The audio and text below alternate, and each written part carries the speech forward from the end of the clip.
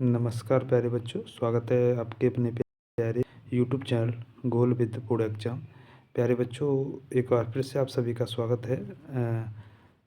आपको इस वीडियो में हम वर्ष 2025 विज्ञान का सेट 824 CL सॉल्यूशन कराने जा रहे हैं, जो कि आपका पेपर जो 25 फरवरी को होने जा रहा है उसके लिए बहुत ही महत्वपूर्ण रहने वाले प्रश्न हैं। 20 प्रश्न हमने इसमें लिए हैं जो कि आपके लिए बहुत ही फ़ायदेमंद होंगे, और कई कई सारे प्रश्न जो है रिपीट होते हैं आने वाले एग्ज़ाम में। तो इसीलिए हम प्रीवियस ईयर पेपर की सीरीज़ जो है करा रहे हैं। तो जो भी साथी पहली बार इस चैनल को देख रहा हो वो सब सब्सक्राइब कर लीजिए और सबको शेयर भी कर दें। और हम निरंतर रूप से ऐसे ही वीडियो आपको देते रहेंगे सॉल्यूशन की प्रीवियस ईयर की, क्योंकि आपको पता लगे कि कैसे कैसे प्रश्न ओरिजिनल जो है पूछे जाते हैं, और आपको भी उस हिसाब से ही तैयारी करनी है। तो चलिए बिना देरी किए फटाफट हम आंसर देख ले रहे हैं जो हमारे प्रीवियस ईयर सेट्स में क्वेश्चंस आए थे, और उनको एक बार रिवाइज भी करके जाना है, और प्रश्न आपके आ सकते हैं। तो चलिए पहले हम फिजिक्स के प्रश्न देखेंगे। 2 प्रश्न आपकी स्क्रीन पर सामने दिखाई दे रहे हैं, तो मैं इनको रीड करता हूँ। पहला क्वेश्चन कह रहा है कि अवतल दर्पण द्वारा बना किसी बिंब का प्रतिबिंब वास्तविक एवं बिंब के आकार का है तो बिंब रखा होगा। तो इसका आंसर सही होगा सी, यानी दर्पण के वक्रता केंद्र पर। अगला प्रश्न, सेकंड क्वेश्चन कह रहा है कि पानी से भरे कांच के बीकर में रखा नींबू पार्श्व से देखने पर अपने वास्तविक आकार से बड़ा प्रतीत होता है। इसके लिए उत्तरदायी प्रकाशीय प्रघटना क्या होगी? यानी साज से बड़ा दिखाई देता है, तो इसका कारण है अपवर्तन, प्रकाश का अपवर्तन। ऐसा प्रश्न भी आ सकता है कि गिलास में एक पेंसिल रखी हुई है जो कि टेढ़ी दिखाई देती है, तो उसका क्या कारण है? तो प्रकाश के अपवर्तन के कारण। या गिलास में एक सिक्का वो रखा होता है और उसका उठा हुआ भाग किसके कारण दिखाई देता है? तो प्रकाश के अपवर्तन के कारण। तो इस तीनों के आंसर अपवर्तन ही होगा। ठीक है, तो आपको ध्यान में रखना है। अगला प्रश्न, क्वेश्चन नंबर थर्ड क्या कह रहा है कि सामान्य नेत्र के लिए स्पष्ट दृष्टि का परास कितना होना चाहिए? तो वो 25 सेंटीमीटर से अनंत तक। यानी इस प्रश्न को ऐसे ही पूछ सकता है कि सामान्य नेत्र की अल्पतम दूरी कितनी है? तो 25 सेंटीमीटर।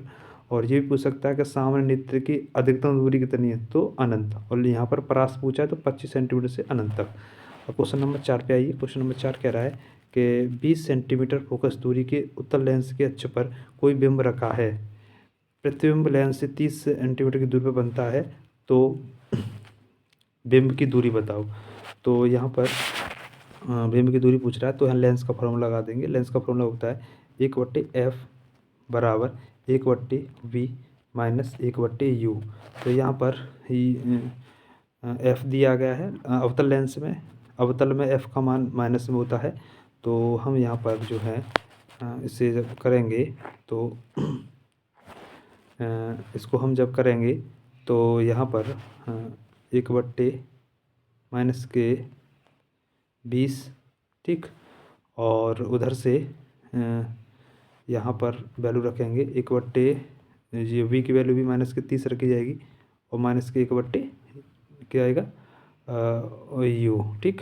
और माइनस की 1/u इधर ले जाएंगे, इधर की साइड में लेके आएंगे तो ये प्लस का हो जाएगा, और इसको इधर ले जाएंगे तो ये इधर प्लस का हो जाएगा। तो जब इसे लेके जाएंगे तो यहाँ पर हो जाएगा 1/u इक्वल 1/30 माइनस 1/20, और दोनों का फिर एलसीएम लेंगे तो एलसीएम आ जाएगा 60, और 30 का पाड़ा 30 दूनी 60 2 बार, और यहाँ 1/, यहाँ पर 20 दिया 60, तो यह आंसर आएगा 1/60। यानी यहाँ पर जो वैल्यू आएगी माइनस में, यू का वाला हमेशा माइनस में आता है, तो 60 आएगा। कितना आएगा? 60। तो इसीलिए इसका आंसर हो जाएगा डी सही होगा। अगला प्रश्न, क्वेश्चन नंबर आगे कह रहा है, 5वां प्रश्न है, कह रहा है 2 प्रतिरोधक प्रत्येक 10 ओम समांतर क्रम में जुड़े हैं और संयोजन के सिरों पर 10 वोल्ट की बैटरी जुड़ी है। प्रति सेकंड में प्रवाहित आवेश की मात्रा क्या होगी? तो यहाँ पहले ओम निकाल ले रहे हैं, समांतर श्रेणी में जुड़े हुए हैं। तो समांतर श्रेणी क्या होती है? आमने सामने की, जिसके लिए फॉर्मूला होता है 1/r बराबर 1/r1 1/r1 1/R1 का मतलब यहाँ 1/R1 का मतलब 10, यहाँ एक 10 और प्लस 1/10, इन दोनों का एलसीएम लेंगे तो 10 आएगा और ऊपर 2 आ जाएगा और 2 से काटेंगे तो 5, यानी आर का मान जो हो जाएगा वो हो जाएगा 5। आर जब 5 आ गया, वी दिया आ गया है 10, तो यहाँ से आई आ जाएगा। आई कैसे आ जाएगा? आई बराबर होता है V/R, ठीक। तो 10/5, 5 से काटेंगे तो यहाँ 2 आ जाएगा।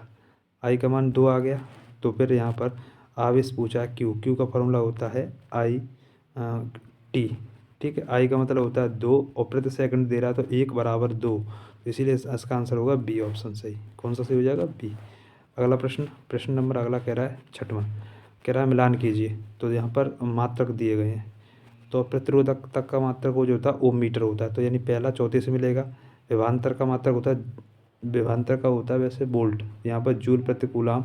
और आवेश का मात्रक होता है आवेश सॉरी विद्युत ऊर्जा का मात्रक होता है वाट घंटा, तो इसका सी हो जाएगा। और वैद्युत आवेश का मात्रक होगा कूलम, तो इसका 4 हो जाएगा ए, तो यानी ऑप्शन नंबर डी इसका सही होगा, ठीक है। अगला प्रश्न क्वेश्चन नंबर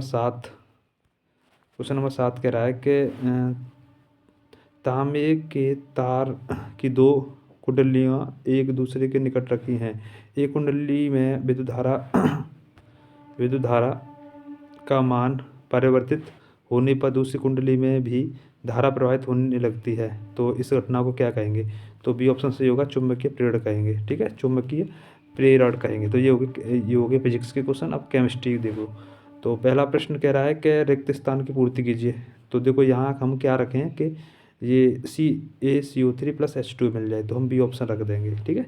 यानी CaOH का होल ट्वाइस, इसे बोलते हैं बुझा हुआ चूना, क्विकलाइम। तो बी ऑप्शन इसका सही है, तो ये मिल जाएगा। अगला प्रश्न कह रहा है 9वां, क्या ये जो समीकरण दिया गया है ये क्या है? तो देखो प्यारे बच्चों, यहाँ सामने दिया गया है Fe आयरन की जब क्रिया कॉपर सल्फेट के साथ होगी तो कॉपर जो होती है वो कम अभिक्रियाशील है और आयरन ज़्यादा अभिक्रियाशील है, तो इसको इसके स्थान से हटा देगा, तो इसीलिए ये विस्थापन अभिक्रिया कहलाएगी। ये ऑप्शन इसका सही हो जाएगा, ठीक है। और नेक्स्ट क्वेश्चन नंबर 10 में कह रहा है, क्वेश्चन नंबर 10 कह रहा है बेकिंग सोडा का सामान्य सूत्र क्या होता है? बेकिंग सोडा होता है NaHCO3, यानी इसका आंसर क्या होगा? बी। अगला प्रश्न 11वां कह रहा है असंतृप्त हाइड्रोकार्बन। असंतृप्त हाइड्रोकार्बन क्या होते हैं? इसमें एक प्रकार आता है जिसे बोलते हैं एल्केन, ठीक है। एल्केन का फॉर्मूला होता है CnH2n+2, ठीक। और असंतृप्त में सॉरी असंतृप्त में 2 होते हैं। कितने होते हैं भाई? 2 होते हैं इसमें।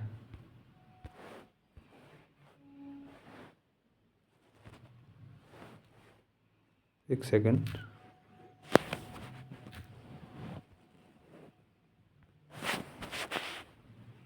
असंतृप्त में जो होते हैं ना 2 होते हैं, माफ़ कीजिए थोड़ा सा प्रॉब्लम हो गई। हाँ, असंतृप्त जो होता है इसमें 2 होते हैं, एक होता है एल्कीन और एक होता है एल्काइन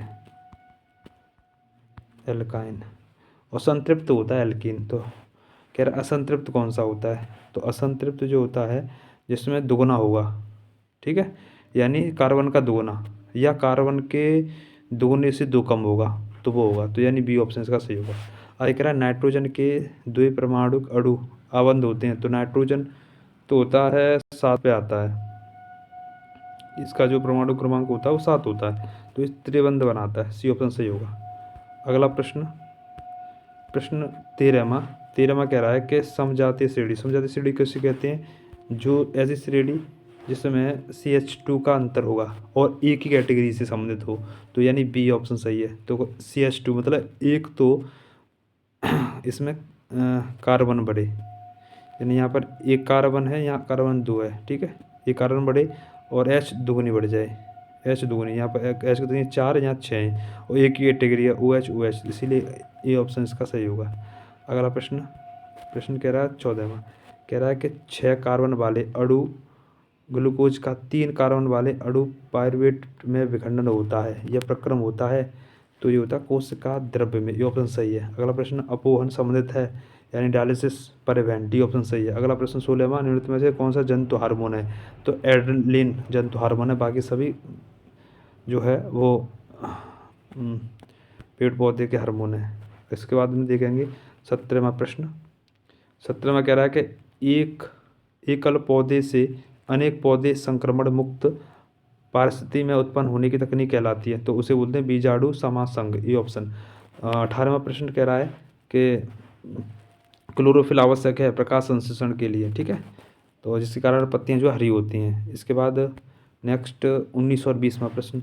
19वां कह रहा है कि पारतंत्र का भौतिक कारक क्या है? ठीक है, जो सांस नहीं लेता है, तो यानी ताप। इसके बाद लास्ट क्वेश्चन, निम्नलिखित में से कौन सा शीर्ष मांसाहारी है? तो शीर्ष मांसाहारी कौन आएगा? शेर आएगा, ठीक है। तो ये महत्वपूर्ण हमने प्रश्न किए सेट के, जो कि आपके लिए बहुत ही ज़्यादा लाभकारी होंगे। तो निश्चित रूप से आपको वीडियो अच्छा लगा हो और कोई दिक्कत हो तो कमेंट बॉक्स में पूछ सकते हैं। तो बाकी हम ऐसे ही आपको सॉल्यूशन कराते रहेंगे प्रीवियस ईयर क्वेश्चनों का, जिससे कि आपकी अच्छी से प्रैक्टिस हो सके। और बाकी क्वेरी हो तो आप पूछ सकते हो, ठीक है। तो जय हिंद, जय भारत, वंदे मातरम, जय सीताराम।